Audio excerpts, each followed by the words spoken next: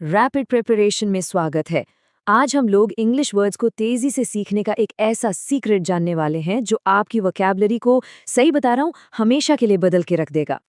अच्छा, क्या कभी ऐसा लगा है कि शब्दों की वो जो लंबी लंबी लिस्ट होती हैं, उन्हें याद करना मतलब नामुमकिन सा लगता है?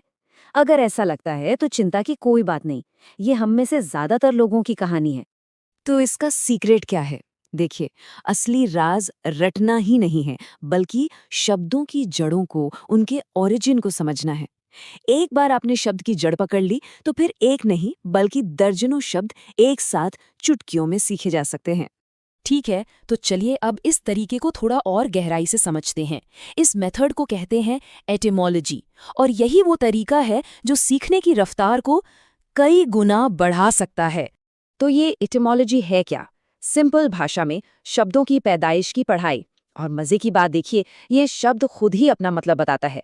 ETYM यानी रूट वर्ड या शब्द की जड़, और लॉजी यानी स्टडी या पढ़ाई। तो हो गया ना शब्दों की जड़ों की पढ़ाई। चलिए अपने पहले रूट वर्ड से शुरू करते हैं, और वो है ईगो। इसका सीधा सा मतलब है मैं।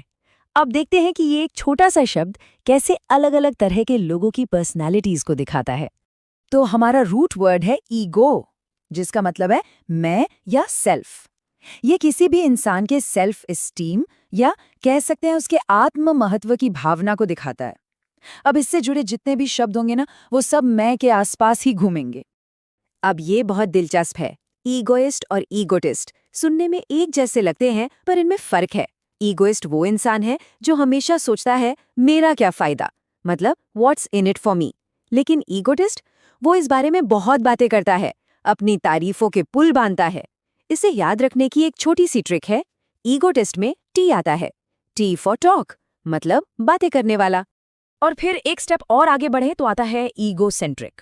इसको तोड़कर देखिए, ईगो यानी मैं और सेंट्रिक यानी केंद्र में।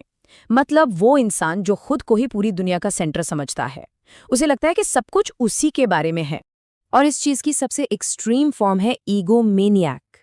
इसमें ईगो के साथ जुड़ गया है मेनिया, जिसका मतलब होता है पागलपन या जुनून। ये खुद के लिए एक खतरनाक लेवल का ऑब्सेशन है। चलिए अब एक दूसरे रूट वर्ड पर चलते हैं जो पर्सनालिटी को डिफाइन करता है। हमारा अगला रूट वर्ड है वर्टो, जिसका मतलब है मुड़ना। अब सवाल ये है कि किसी की पर्सनालिटी अंदर की तरफ मुड़ी है या बाहर की तरफ। चलिए पता लगाते हैं।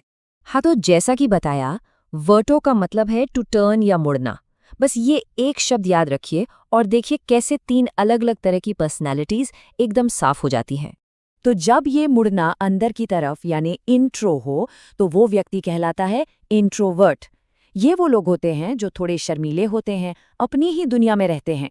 और जब यही मोड़ बाहर की तरफ यानी एक्सट्रो हो, तो वो बन जाता है एक्सट्रोवर्ट, मतलब जो बहुत सोशल है, लोगों से मिलना जुलना पसंद करता है।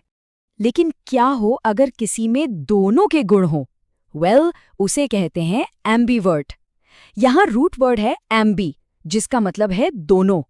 ये वो इंसान है जिसमें इंट्रोवर्ट और एक्सट्रोवर्ट दोनों का बैलेंस होता है। कभी उसे पार्टी करना अच्छा लगता है, तो कभी अकेले रहना। ओके, अब एक ऐसे रूट वर्ड की बात करते हैं जो नफरत को दिखाता है। ये रूट वर्ड है मिस। इससे बनने वाले शब्द उन लोगों के बारे में बताते हैं जो किसी खास चीज से नफरत करते हैं। तो हमारा रूट वर्ड है MIS या MISE, जिसका मतलब है नफरत करना। अब जब ये दूसरे रूट वर्ड्स के साथ जुड़ता है तो ये एक सीधा साधा फॉर्मूला बन जाता है। Mis plus something is equals to hater of that something. जैसे कि मिसैंथ्रोप। यहाँ मिस का मतलब है नफरत और एंथ्रोप का मतलब है इंसानियत। तो मिसैंथ्रोप कौन हुआ?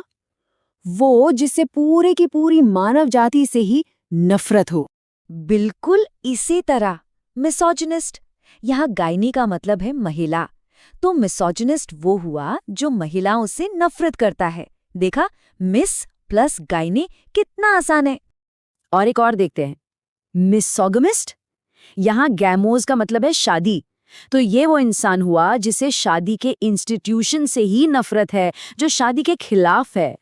चलिए अब कुछ और ज़रूरी पर्सनालिटी टाइप्स पर नज़र डालते हैं जो इन कैटेगरीज में तो नहीं आते, पर उन्हें जानना भी उतना ही इंटरेस्टिंग है। पहला है अल्ट्रुइस्ट। ये शब्द बना है ऑल्टर से, जिसका मतलब होता है दूसरा या अदर। तो अल्ट्रुइस्ट वो इंसान है जो हमेशा दूसरों की भलाई के बारे में सोचता है, कई बार तो खुद से भी पहले, मतलब एक परोपकारी इंसान। और फिर है एस्थेटिक। ये वो व्यक्ति है जो एक तपस्वी या साधु जैसा जीवन जीता है, बहुत ही सरल और कठोर, जो दुनिया की सारी सुख सुविधाओं को त्याग देता है, अक्सर किसी आध्यात्मिक खोज के लिए।